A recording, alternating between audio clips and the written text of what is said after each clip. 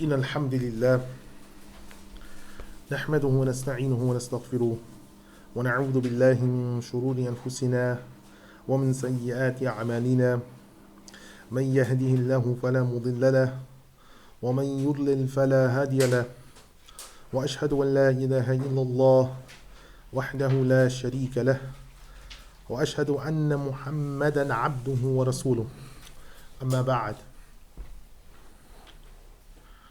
Alhamdulillah, we have today come to our next timeline. Our timeline today should be covering from 459 to 561AH. 459 takes you from the year after the death of Al-Qadi Abu Ya'la, rahimahullah, all the way to the death of Shaykh al-Islam Abdul Qadir Al-Jilani, rahimahullah. So it takes us 1 century. Now we look at from 459 to 500. Dhul Qa'dah in the year 459. In that year, the Nizamiya school was completed. The Nizamiya school. The Nizamiya school had been built by a government minister by the name of Nizam al-Mulk, which is why it has his name, Nizamiya. He had built it with ill-gotten wealth taken from the wealth of the Muslims. And he built a madrasa for adult education. He asked different ulama to teach at the school. And most of the ulama refused when they knew that Nizam al-Mulk was involved, because their understanding was that taking ill-gotten wealth and then pouring it into something tainted whatever actions that there were. The main one that Nizam al-Mulk hoped would accept his invitation was Abu Ishaq al-Shirazi, who was a Shafi'i scholar. But he refused to, because he was on the way there one day at the invitation of Nizam al-Mulk when a young boy came and said to him, "Where are you going?" And he said, "I'm going to the Nizamiya school." And he said, "Will you go where ill-gotten wealth has been used?" This is a young boy. "Will you go where ill-gotten wealth has been used?" And he realized from that point that he doesn't belong there. So he refused to show.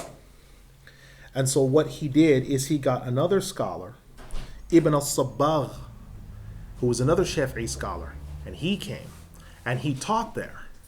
However, Ibn al-Sabbagh, what he used to do is he would teach there, but he would never pray there.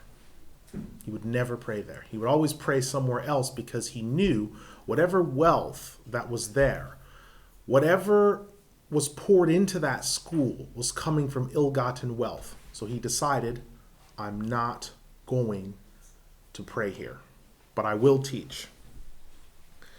Eventually, Imam Abu Ishaq al-Shirazi came around and decided that he would teach there. But he did the same thing as Ibn al-Sabbagh did. He would teach there and then promptly leave for Salah, and then return after Salah. Now this is a big adult place for education. So people are wondering why you're leaving straight after the dars, or in the middle of the dars, you cut it short and go straight to the masjid not far from there. And so eventually the masjid that was not far from there was connected onto the Nizamiya, and it was just understood that when the time for Salah came, that you would go there.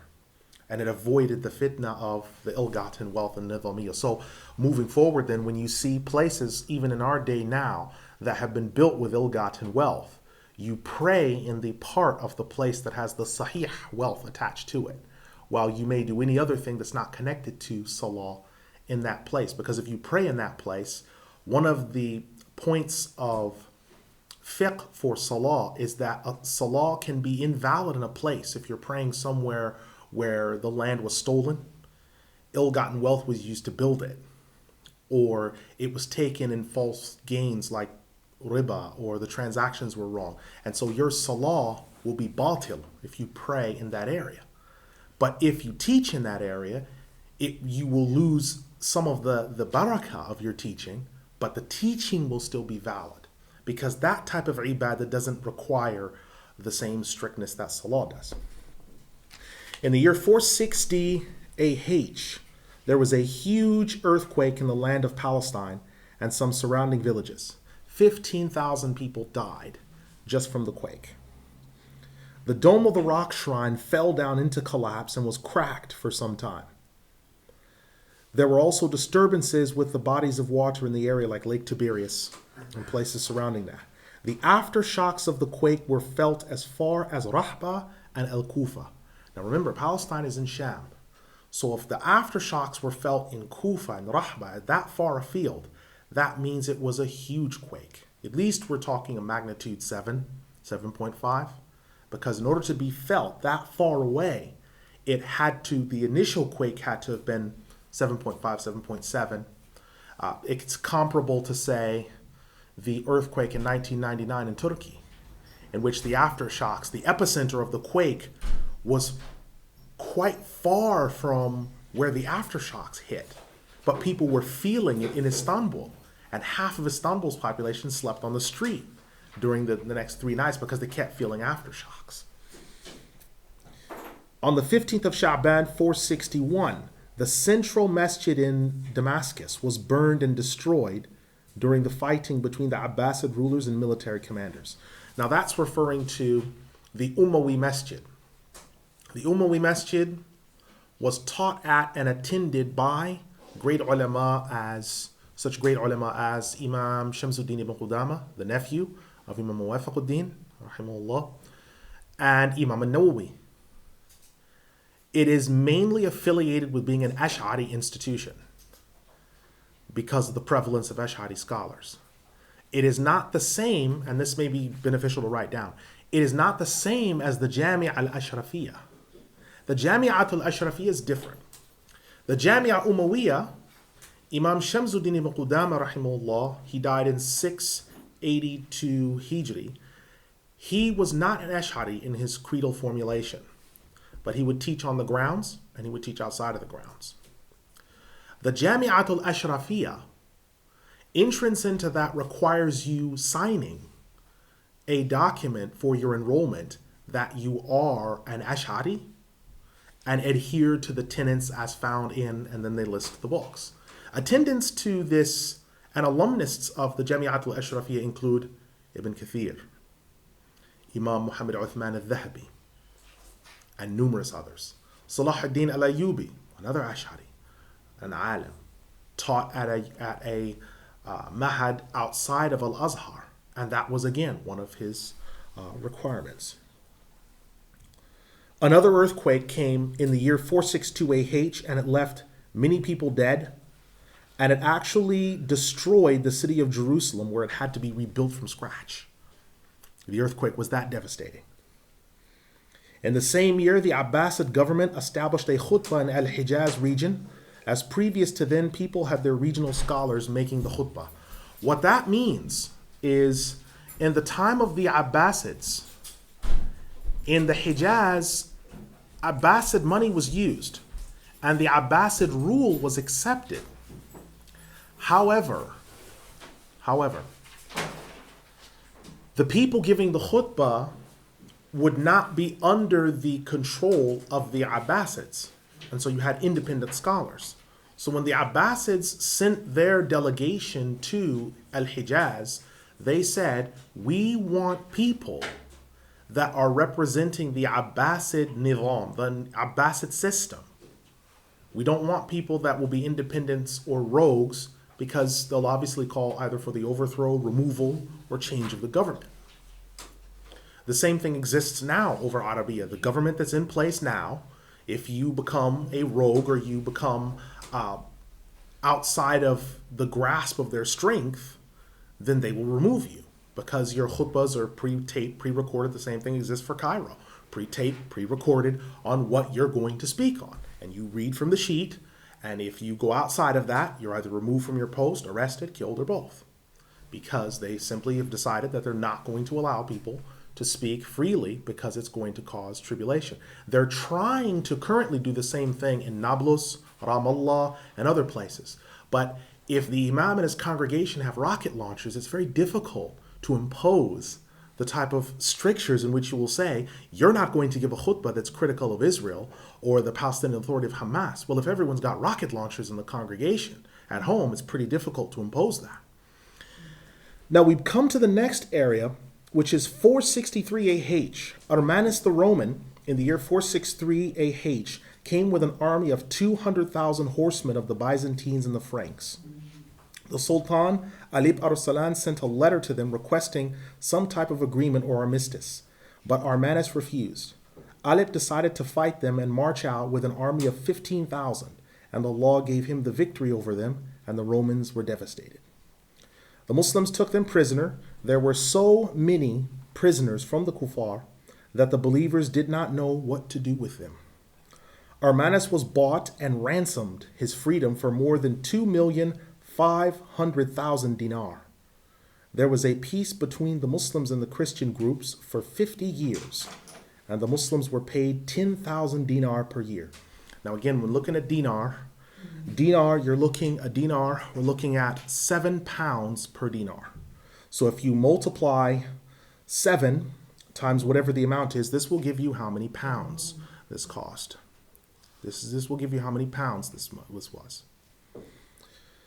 You are looking at this point, 463 AH, you are looking at the onset of the Crusades. You may want to circle that date.